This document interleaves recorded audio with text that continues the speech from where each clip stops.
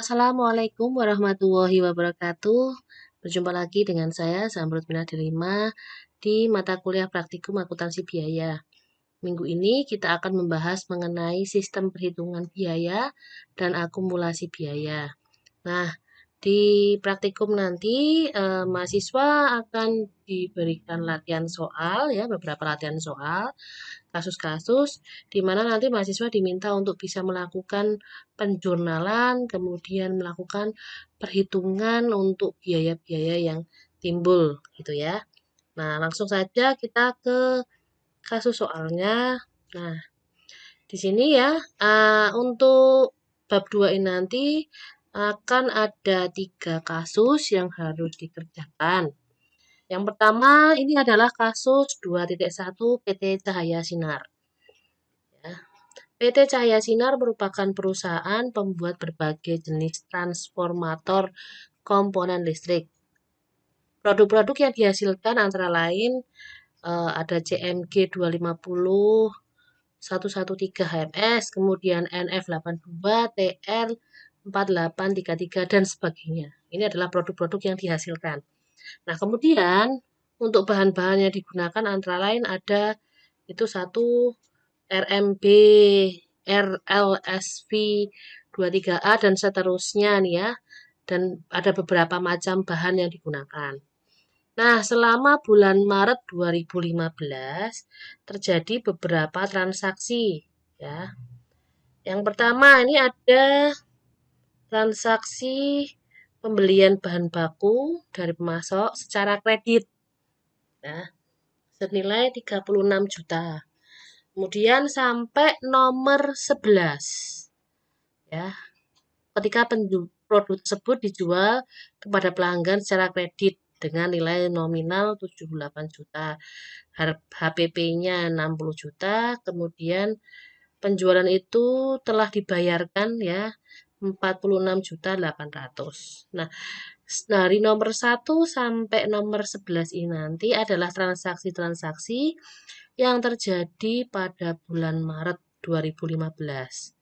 Nah, di sini ya mahasiswa diminta untuk mengerjakan atau membuat jurnal atas transaksi-transaksi yang terjadi selama bulan Maret tersebut.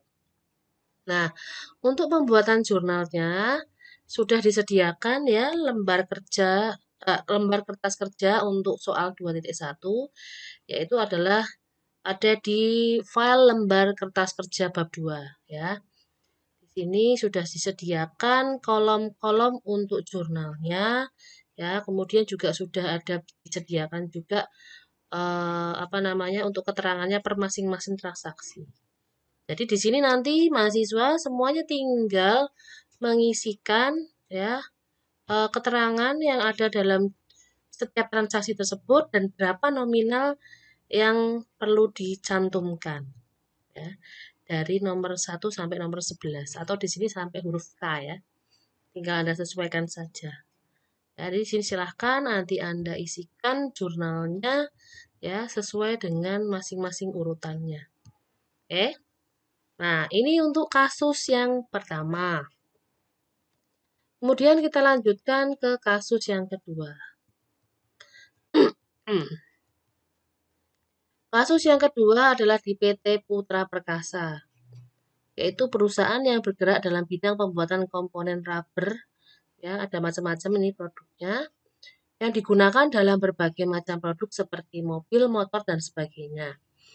Nah, informasi pengeluaran biaya selama bulan April 2015 adalah pembelian bahan baku sebesar 180 juta, kemudian tenaga kerja langsung sebesar 200 juta, dan biaya overhead pabrik sebesar 120 juta. Nah, kemudian berdasarkan perhitungan akhir bulan, persediaan menunjukkan saldo sebagai berikut. Untuk produk jadi, saldo awalnya 50 juta, saldo akhirnya 45 juta. Produk dalam proses 60 juta, saldo akhirnya 65 juta. Bahan baku saldo awalnya 42.500 dan saldo akhir 37.500. Nah, Anda diminta di sini yang harus dikerjakan adalah untuk menghitung beban pokok produksi dan beban pokok penjualan. Ya. Atau kalau di buku Mulyadi itu istilahnya adalah harga pokok produksi dan harga pokok penjualan. Ya, jadi di sini menggunakan istilahnya adalah beban. Nah, untuk kertas kerjanya sudah disediakan juga. Bukakan di sini ya. Ini adalah kertas kerja untuk soal 2.2 PT Putra Perkasa. Ya, ini adalah untuk perhitungan biaya pokok produksi atau beban pokok produksi atau harga pokok produksi. Nah, Anda tinggal masukkan informasi-informasi biaya yang sudah diketahui sebelumnya di soal, ya. Tinggal Anda masukkan, kemudian tinggal angkanya berapa.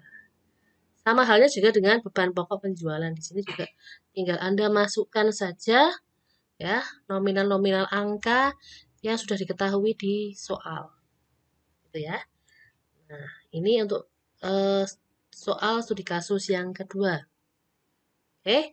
Kemudian untuk studi kasus yang terakhir atau yang ketiga adalah studi kasus 2.5 PT Putra Merapi. PT Putra Merapi bergerak dalam bidang produksi furniture yang berbasis bahan baku dari partikel board, plywood, dan MDF dengan kualitas standar JAIA dan JIS dari Jepang. Produk yang dihasilkan seluruhnya berdasarkan pesanan.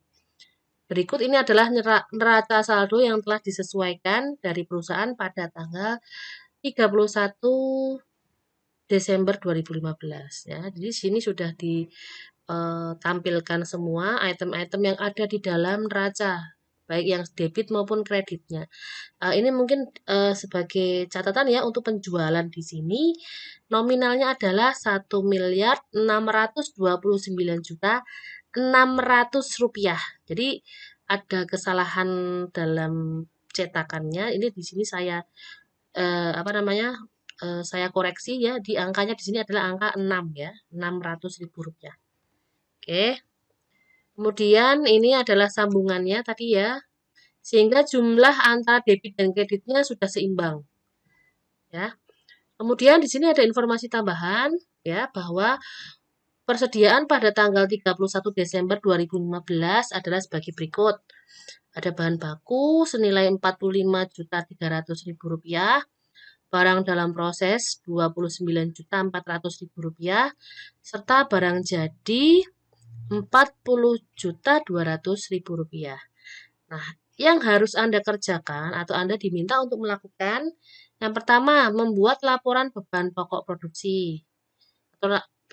Kemudian laporan laba rugi, dan yang terakhir, laporan posisi keuangan pada tempat yang telah disediakan.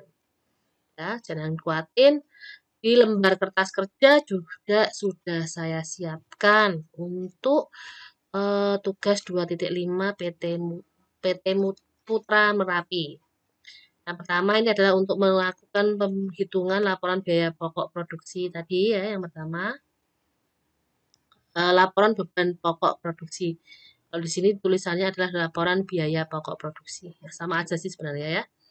Atau kalau di buku Mulyadi mungkin laporan harga pokok produksi. Ya, bedanya di situ istilahnya saja. Nah, di sini sudah ada kolom-kolomnya, tinggal Anda masukkan angka-angka atau data-data yang sudah disajikan dalam neraca. Ya. Kemudian untuk yang kedua, laporan laba ruginya juga sudah ada kolomnya, tinggal Anda masukkan angka-angkanya. Terus untuk laporan posisi keuangan pun juga sudah disediakan ya, dengan item-item isinya tinggal Anda masukkan angka-angkanya ya, sehingga nanti bisa ketahuan total aset dan total liabilitas dan ekuitas. Dengan catatan di sini ya, ada catatan yaitu laba yang ditahan akhir adalah laba ditahan awal ditambah laba bersih dikurangi dividen. Sehingga laba yang ditahan pada akhir periode adalah 161.100.000 rupiah. Nah, silahkan Anda kerjakan studi kasus ini ada 3. Seperti biasa dikumpulkan pada hari berikutnya ya.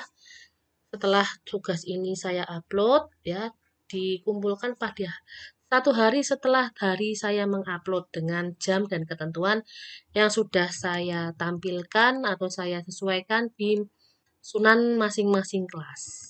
Oke, silahkan dikerjakan. Jangan lupa on time waktunya ya, ada batasan waktu. Jangan sampai nanti pada masa-masa akhir jam pengumpulan Anda baru mau mengumpulkan terus sinyalnya jelek. Nah, itu nanti berakibat pada tidak bisa mengumpulkan tugas. Mohon dimengerti ya, teman-teman. Oke, sampai di sini penjelasan saya mengenai eh, bab 2, sistem penghitungan biaya dan akumulasi biaya.